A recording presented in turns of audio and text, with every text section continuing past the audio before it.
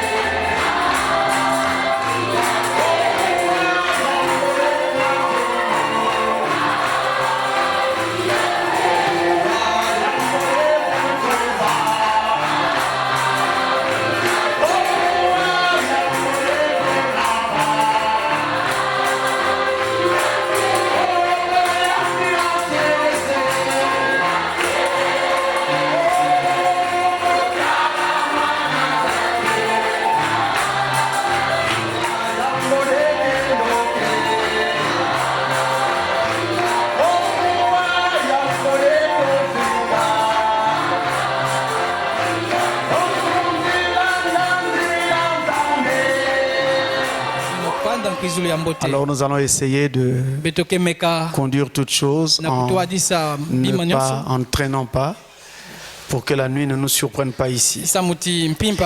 Alors je vous invite à vous lever pour que nous puissions faire la lecture de la Bible et trouver une petite portion qui nous permettra de bénir ce mariage. Nous allons dans le livre d'Amos, dans l'Ancien Testament. Nous allons lire Amos au chapitre 3, le verset 3 seulement. Et quand vous aurez l'occasion à la maison, vous pourrez lire jusqu'au verset 7. Alors lisons le verset 3 d'Amos chapitre 3 au nom du Seigneur Jésus. Nous lisons au nom du Seigneur. Deux hommes marchent-ils ensemble sans être concertés? Nous inclinons nos têtes pour la prière. Dieu notre Père, nous voici réunis à l'occasion de ce mariage. Et nous venons de lire ce passage qui est un passage de ta parole pour trouver quelque chose qui serve de base pour le mariage de ce soir. Nous remettons toutes choses en ta main afin que tu en prennes toute la gloire et tu bénisses chacun de tes enfants ici présents au nom de Jésus-Christ. Amen. Merci pour vous asseoir. Le passage que nous venons de lire nous dit: deux hommes peuvent-ils marcher ensemble sans s'être concertés? C'est une question que l'on pose. Et nous allons parler à partir de cela pendant juste quelques minutes sur la cause première. Dans ce passage, on nous montre que on ne peut pas marcher ensemble si au départ on ne s'est pas convenu. Donc le fait de se convenir, c'est naturellement la cause première qui fait ou qui fera que l'on marche ensemble. Je voudrais ici attirer votre attention en vous disant que dans cette vie dans laquelle nous sommes, nous avons beaucoup d'expériences que nous traversons, des moments heureux, mais aussi des moments douloureux, et tout cela fait notre quotidien. Et cette expérience-là, eh bien, en s'accumulant, ces différentes expériences en s'accumulant, eh bien, ça forme naturellement notre personnalité. Donc, à toutes ces expériences en fait que nous vivons au quotidien, eh bien, obéissent à la loi toute banale de cause à effet. On ne peut pas avoir un effet sans une cause. Et chaque cause va produire un effet. C'est toujours comme ça que ça se passe dans cette vie. Et ça se passe comme ça du plus petit événement à l'événement le plus complexe. De la plus petite chose à la plus grande. Ça se passe toujours comme ça. Il y a toujours des causes qui vont produire des effets. Ainsi, si quelqu'un mange, c'est parce qu'il a faim. Ou tout simplement parce qu'il a eu le désir de manger.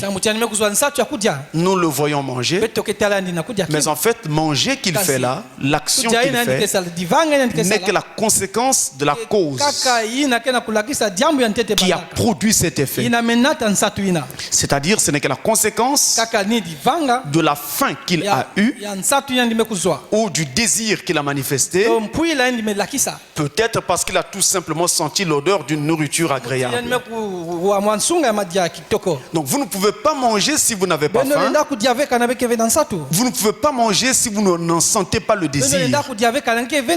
Parfois vous n'avez pas faim, mais vous avez juste envie à cause d'une odeur agréable, alléchante. Alors vous voulez manger. Ça paraît tout simple.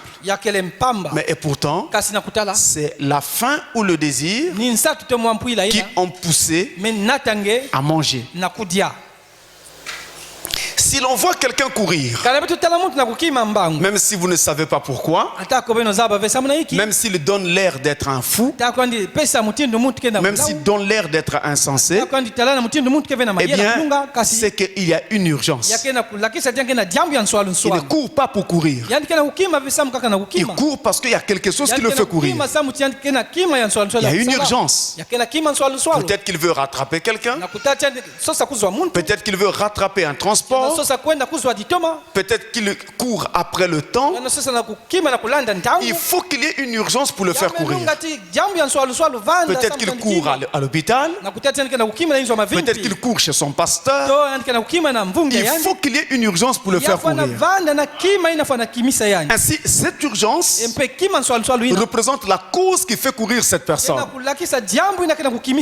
Et si l'on entend quelqu'un crier, il y a toujours quelque chose chose qui le fait crier. Il y a une cause qui fait crier cette personne. La personne qui crie veut se faire entendre. C'est cela son désir. Donc le désir de se faire entendre le pousse alors à crier. Le désir de se faire entendre, c'est la cause. Le fait qu'il crie, c'est l'effet produit par cette cause. Il peut se mettre à crier parce que la personne qu'il est en train d'appeler se trouve à une certaine distance de lui. Et cette personne n'est plus à portée de sa voix. Alors il est obligé d'hausser le ton, d'hausser la voix, de crier pour espérer se faire entendre. Donc ça peut être à cause de la distance. Ça peut aussi être à cause de la colère. Il est vraiment énervé. Alors il crie. Mais en fait, quand il crie, même pendant qu'il est en colère, c'est toujours parce qu'il veut se faire entendre. Ça veut dire qu'il avait déjà parlé, mais il estime qu'il n'avait pas été compris. Et maintenant, il crie ce qu'il avait déjà dit, en espérant se faire cette fois-ci comprendre. C'est toujours pour une raison. Et si vous voyez que deux personnes se marient, il y a aussi une cause qui les amène à se marier. C'est que ces deux personnes se sont aimées au préalable. C'est pourquoi nous sommes ici avec notre frère Michel et notre soeur Clémentine. Parce qu'ils se sont aimés au préalable. Et donc aujourd'hui, nous sommes en face de la conséquence de l'amour qu'ils ont manifesté l'un vis-à-vis de l'autre. Aujourd'hui, ce mariage n'est qu'un effet venant d'une cause première. Eh bien, l'amour qu'ils ont eu l'un vis-à-vis de l'autre. Et comme vous pouvez le voir, la cause première donc qui fait qu'il y ait ce mariage aujourd'hui, c'est un amour qui avait commencé un jour entre tous les deux. Et qui avait donc permis qu'ils puissent être ensemble et aujourd'hui devant nous. Mais ça nous permet de dire que le mariage repose sur l'amour. Le mariage est basé sur l'amour. Mais sans aller trop loin, je voudrais m'arrêter un instant sur ce mot amour. Parce que je trouve que surtout les jeunes gens, ils ne comprennent pas toujours ce que c'est. Et ils s'imaginent être en amour avec quelqu'un, être en amour avec quelqu'un pendant qu'ils sont plutôt en admiration. Ce n'est pas de l'amour. Vous avez de l'admiration l'un pour l'autre. Ça n'a rien à voir avec l'amour. Écoutez-moi très bien. Si vous aimez quelqu'un à cause de sa beauté, le cas d'une femme par exemple, ça, ce n'est pas de l'amour. On appelle ça du désir. J'espère bien que ce n'est pas pour cela que frère Michel nous rassemble aujourd'hui.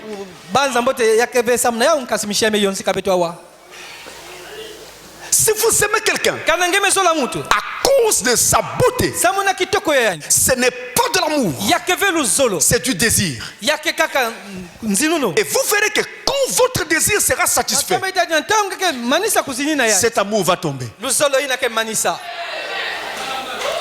C'est pourquoi un jeune homme qui dit à une jeune fille, je t'aime, et alors la passion devient très brûlante entre les deux. Mais quand ce jeune homme couche avec cette jeune fille, une fois, une deuxième ou une troisième fois, alors il commence à s'éloigner. Parce qu'il ne l'avait pas aimé. Il l'avait désiré. Il avait apprécié sa beauté. Il avait apprécié ses formes. Mais il ne l'avait pas aimé. Et vous, jeunes filles, Vous avez besoin de faire attention à cela. Parce que vous ne sortirez jamais gagnante d'une telle situation. Il est préférable que vous puissiez avoir en face de vous de l'amour. Si vous aimez quelqu'un à cause de son intelligence, ce n'est pas de l'amour. Ça s'appelle de l'admiration. Quand vous êtes en face de quelqu'un qui a du talent, quelqu'un qui est très intelligent, il a du succès dans tout ce qu'il fait, et tout ce qu'il produit devant les gens, c'est apprécié. Les gens l'acclament. Alors vous dites, oh voilà l'homme qu'il me faut. Vous ne l'aimez pas. Vous l'admirez. Oh voilà la femme qu'il me faut. Parce que quand elle parle, vous sentez qu'elle maîtrise la langue de Molière. Elle est assise. Elle est intelligente. Elle a une tête bien faite. Elle est rangée même dans son travail. Vous dites, oh voilà la femme qu'il me faut. Celle-là, je peux la présenter devant les gens. Ça, ce n'est pas de l'amour, c'est de l'admiration. Vous admirez cette sœur, vous admirez cette fille, mais vous ne l'aimez pas. Si vous aimez une femme ou un homme à cause de sa richesse, parce qu'il est riche, il a de l'argent, ou il est issu d'une famille riche, ça, ce n'est pas de l'amour, c'est de l'intérêt.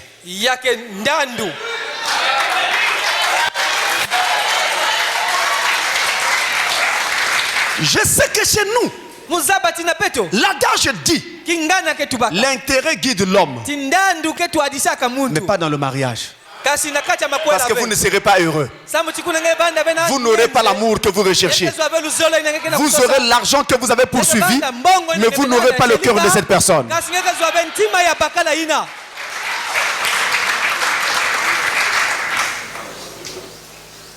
Donc on n'a pas besoin d'intérêt. Et puis vous parlez d'intérêt. Les intérêts finissent toujours par s'éteindre. Prenez le cas d'aujourd'hui. Vous savez vous-même qu'il y a beaucoup d'entreprises qui ferment comme des châteaux de cartes qui tombent.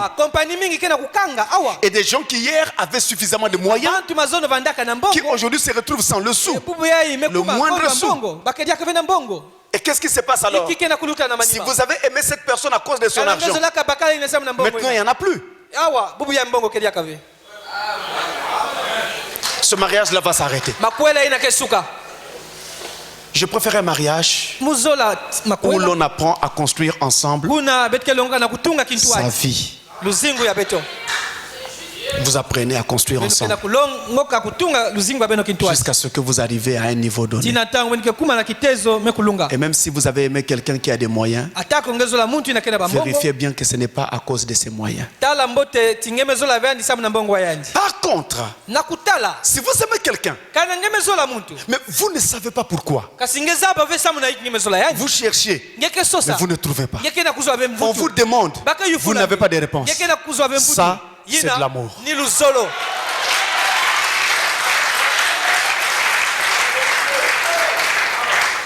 Cet amour-là vous aidera à passer l'épreuve du temps. C'est-à-dire que pendant que vous vivrez ensemble, il y aura des difficultés que vous allez rencontrer, mais vous allez les surmonter. Parce que vous vous aimez. Vous allez être capable de vous pardonner lorsque les choses n'iront pas.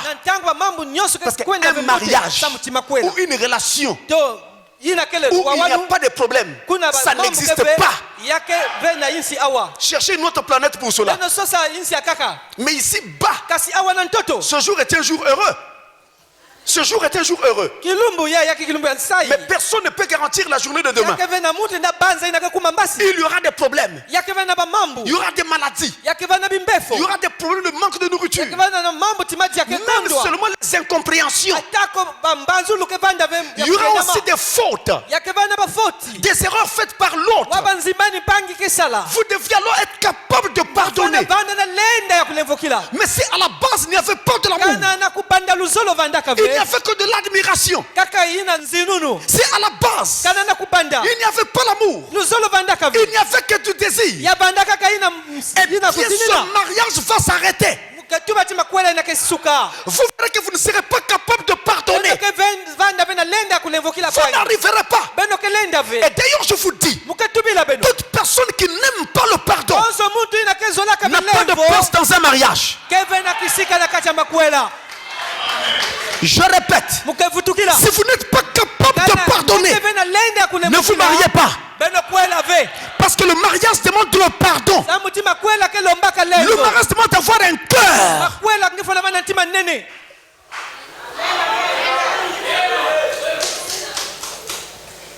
C'est alors que vous tiendrez. La beauté accroche les yeux. Non, ça accroche les yeux, ça tire le regard. Mais ça ne peut pas accrocher le cœur. La beauté accroche les yeux. Cette fille est belle. Cette femme est très belle. Mais pour accrocher le cœur, il faut du caractère.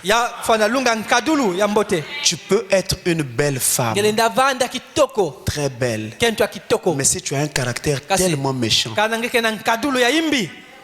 tu n'auras pas de mariage.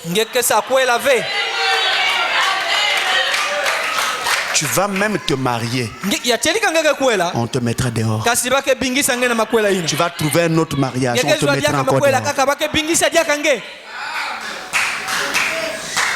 Je sais qu'en Christ, le divorce n'existe pas. Mais vous devez aussi savoir que sur cette terre, il y a des choses qui nous amènent à bout.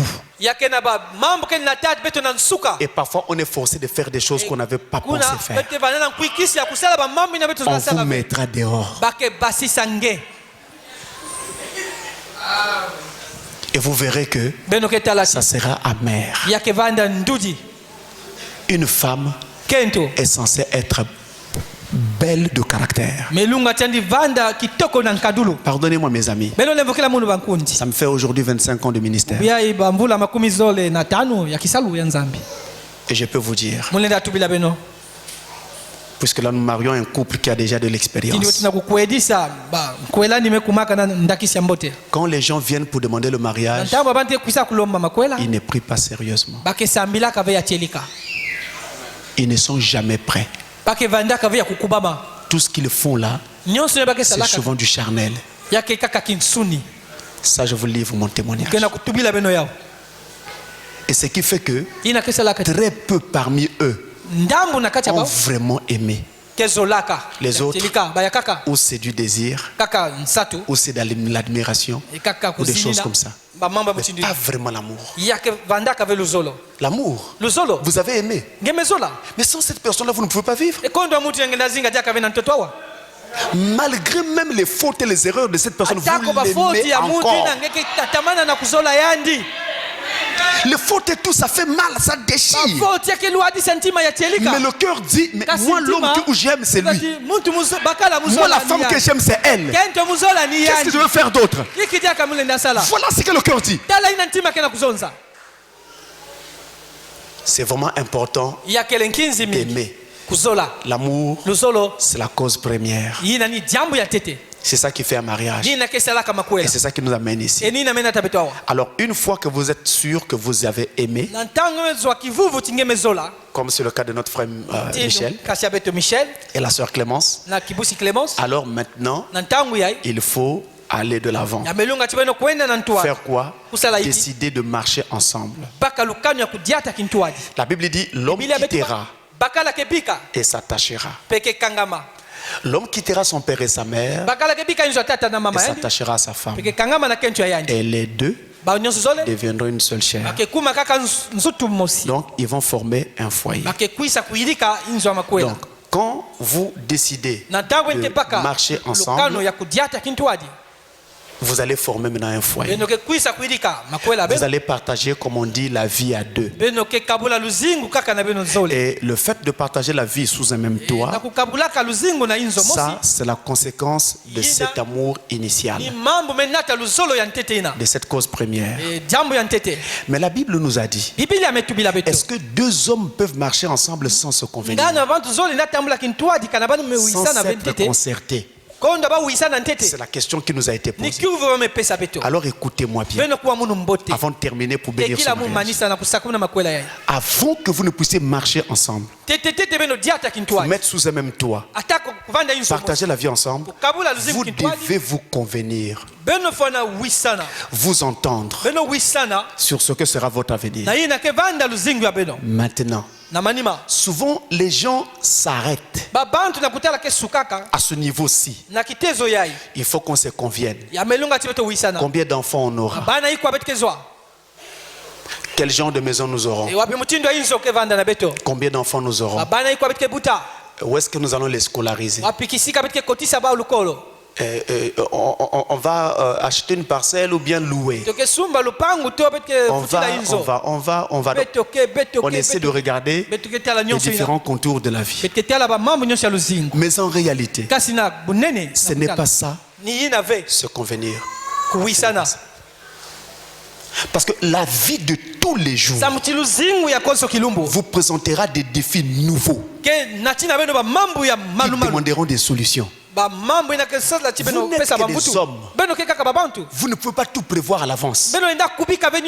Si au départ vous dites à votre femme, nous vivrons à Pointe-Noire, c'est là que nous allons bâtir notre foyer. Chemin faisant, vous êtes affecté en Caï. Vous n'avez aucun parent là-bas, aucune attache. Vous faites quoi? Vous êtes obligé d'aller. Mais vous n'avez pas prévu ça. Vous n'avez pas prévu cela. Donc il y a des choses que vous ne pouvez pas prévoir. Je ne vous le souhaite pas. Mais si un enfant meurt et qu'il y a une famille qui se lève pour lire, c'est quelle autre famille qui est responsable? Tu dois quitter ce foyer-là. Vous n'avez pas prévu ça? Qui prévoit le malheur? Personne. Donc nous ne sommes que des hommes. Nous ne pouvons pas tout prévoir. Donc c'est convenir ne veut pas simplement dire s'entendre sur le nombre d'enfants qu'on aura, le genre de maison qu'on aura, le lieu où on va vivre, ou ainsi de suite. Ce n'est pas cela. Mais se convenir dans le fond, se concerter, s'entendre, signifie voir si vraiment vos deux personnalités peuvent s'harmoniser. Si vos deux caractères peuvent vraiment se mettre ensemble. Je prends un exemple banal. Comment pouvons-nous mettre ensemble dans une même maison un chat et une souris? Excusez-moi pour l'exemple banal. Juste pour illustrer ma pensée. Ça ne marchera pas. Ils ne feront que se suivre l'un l'autre, se poursuivre. Parce qu'il y a une inimitié entre les deux. Or, entre certaines personnes, il y a des choses qui au prime abord ne marchent pas et ne marcheront jamais. Tenez, pour un rien, on se fâche. Pour un rien, il n'y a pas de conciliation. Il n'y a pas de pardon. Et c'est la querelle qui s'engage aussitôt. Quelque chose ne va pas. Au lieu de souffrir, arrêtez. Arrêtez. Parce que vous êtes vous-même en train de démontrer que vous ne pouvez pas vous mettre ensemble. Le mariage exige le pardon, l'entente, la conciliation. Vos deux personnes doivent s'unir. Et quand vous voyez que l'harmonie est possible, même quand elle a fait quelque chose qui ne va pas, mais vous pouvez aller de l'avant toujours. Elle aussi c'est pareil. Alors ça c'est vraiment très bien. Et aujourd'hui, en mariant frère Michel, je suis content de dire qu'ils ont été capables de faire cela. Parce qu'ils vivent déjà ensemble depuis longtemps. Et en venant devant nous aujourd'hui, après plusieurs années de vie commune, ça signifie qu'on peut dire que là il y a l'amour. Ils ont su surmonter les problèmes qu'ils ont rencontrés. Ils ont su se pardonner. Ils ont su se comprendre. Et remarquez que malgré toutes ces années qui se sont écoulées, ils ont dit allons devant Dieu pour sceller notre union. En d'autres termes, ils sont en train de rallumer la flamme de leur amour. Et ça, je crois que ça mérite des acclamations.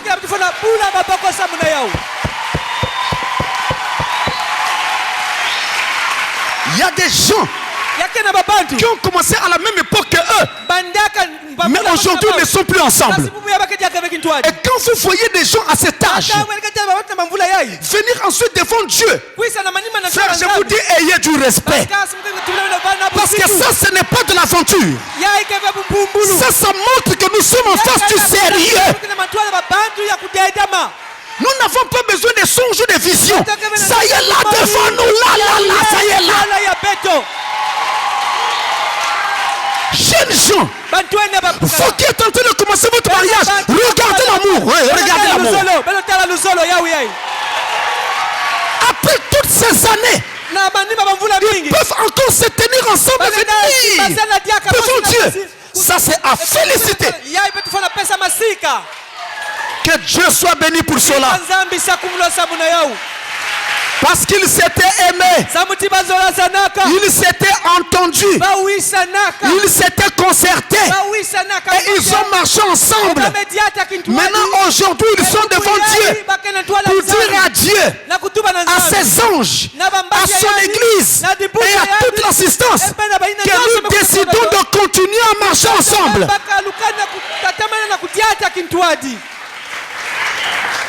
Et Dieu fait exactement la même chose. Deux hommes ne peuvent pas marcher ensemble s'ils ne se sont pas convenus au préalable. Il y a une cause première qui les amène à marcher ensemble. C'est cet amour initial. Dieu a fait la même chose. C'est même d'ailleurs la raison pour laquelle nous sommes dans cette église. C'est parce que Dieu a tant aimé le monde qu'il a donné son Fils unique. Il a d'abord aimé. C'est la cause première. Après, il a donné le salut gratuitement à quiconque le veut. Même maintenant, c'est possible. Que Dieu vous bénisse.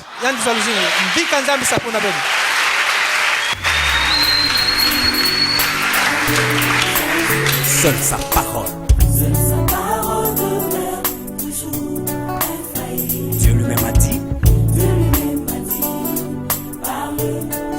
Seule sa parole demeure toujours infaillible. Oh yeah.